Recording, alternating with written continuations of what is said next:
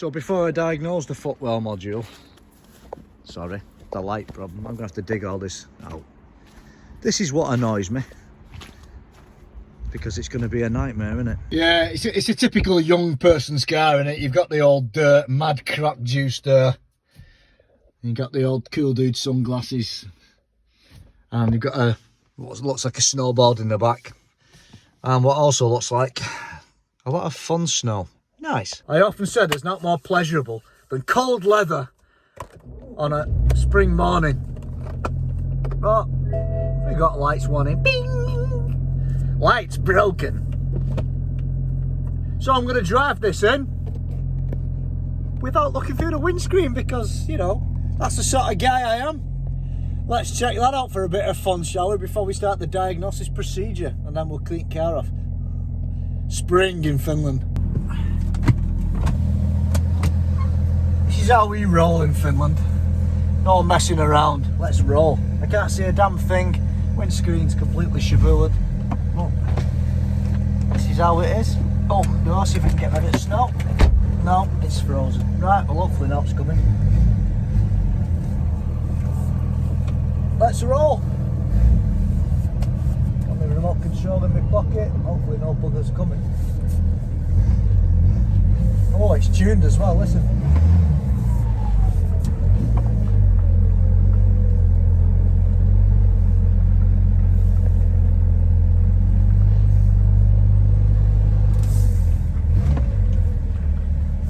It's tuned.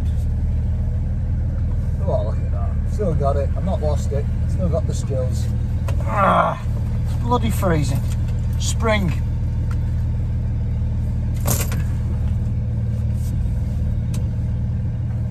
Apparently.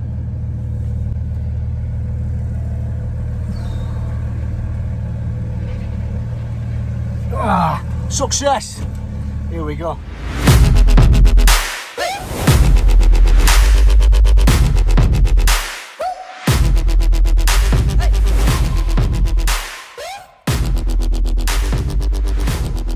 Right, so essentially nothing on the right headlight works. That's why the car's here, and there was some problems with the backlights as well. The only thing that works is the bi-xenon main beam. That's the main beam you see there. That's the only thing that works. So obviously I'm not going to the fault codes because the car's been had an LCI conversion and it wouldn't really make sense, as you'll see further on in the video. And the only thing I found, preliminary investigation, was someone's had a spotlight on in the past on this I-beam trigger. So I decided to take a bit of a further look at that. Well, I was on to hiding to nothing with that one. There was no issue with that wire. It wasn't touching, so it was okay. But I did notice the left and right headlights. These lenses were melted. I thought I'd have a quick look and make a starting point there. And what I found was, well, nothing surprising, obviously.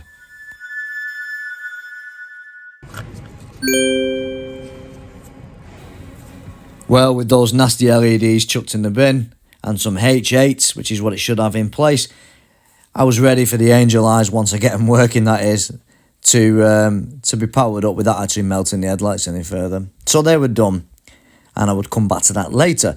Turn my attention then to the cornering lights, as these are AHL lights. This is a H3 cornering bulb, and it doesn't look blown, but this is a good example of not judging a book by its cover. So let's have a look at this cornering light. Well, not surprisingly, if it detects any type of short, the FRM will switch off the voltage to a reasonable level. 1.6 volts won't do much with it. So I decided to rig it up. I put in 14 volts in there with the power probe, and as you can see, it's grounded. It's a bit of a dodgy setup, but it does the job. And it's doing nothing. It doesn't look blown, does it? You'll see a close-up soon. And that was, as I said, the cornering light.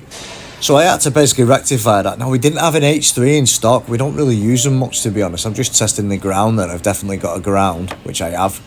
So it ain't lighting up, is it? And that could be a reason. If that's plugged in, the FRM Footwell module will switch off the voltage to that bulb because it thinks it's, well, if it's shorted, it's shorted. It'll set on fire if it keeps trying to power it. Take a look at that. Don't even look blown, does it? It just does not look blown. So let's do a further test on that.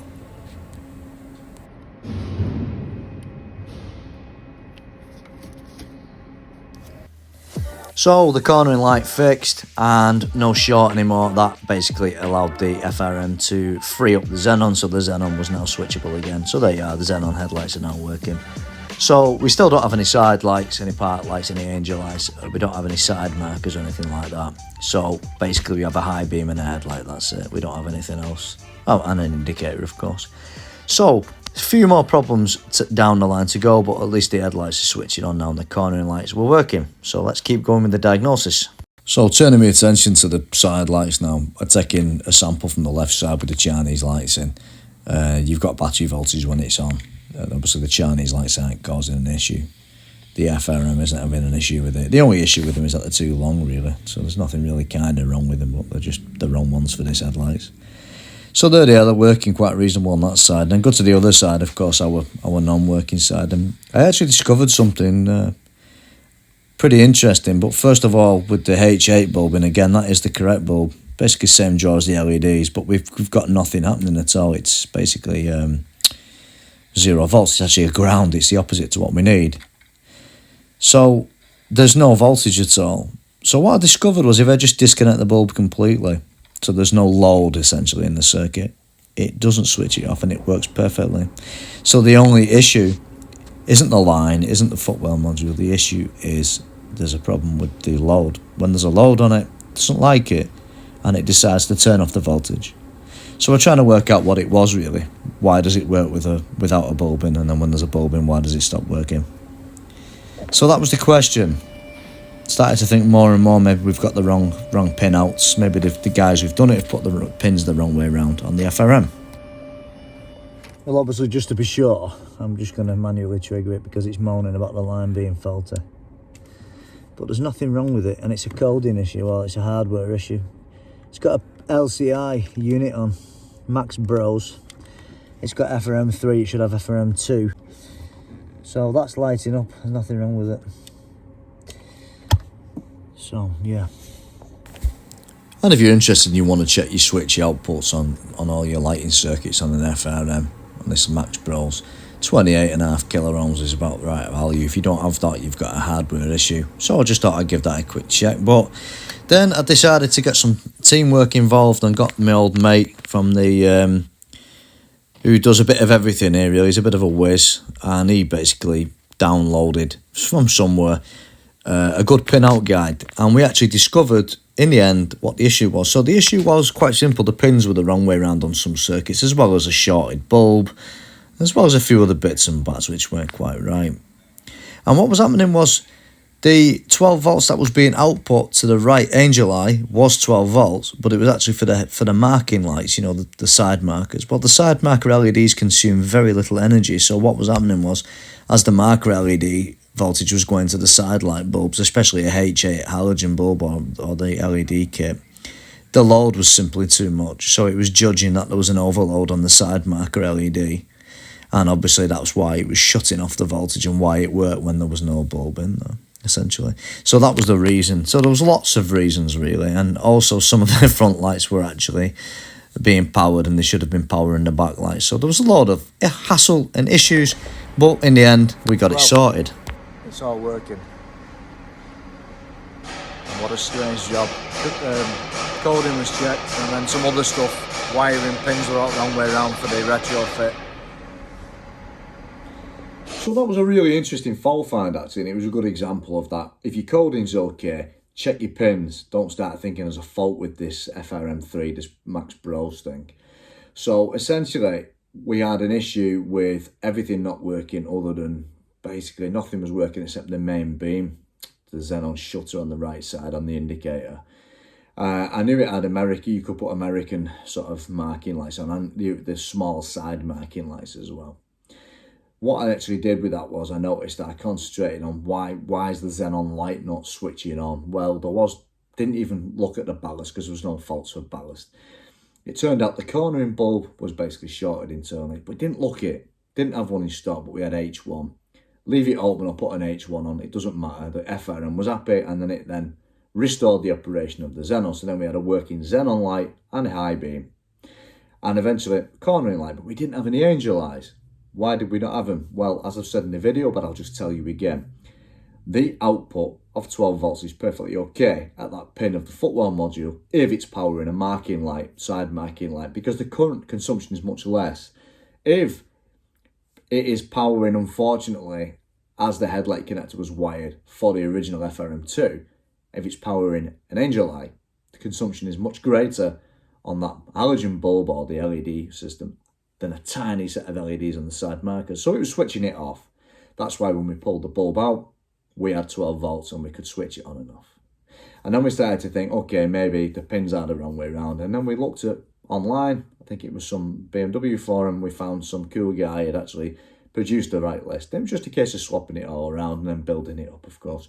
And actually, incidentally, some of the front lights on the left side, which were working, actually were powering the front, but they should have been powering one of the inner tail lights, so they were also swapped as well.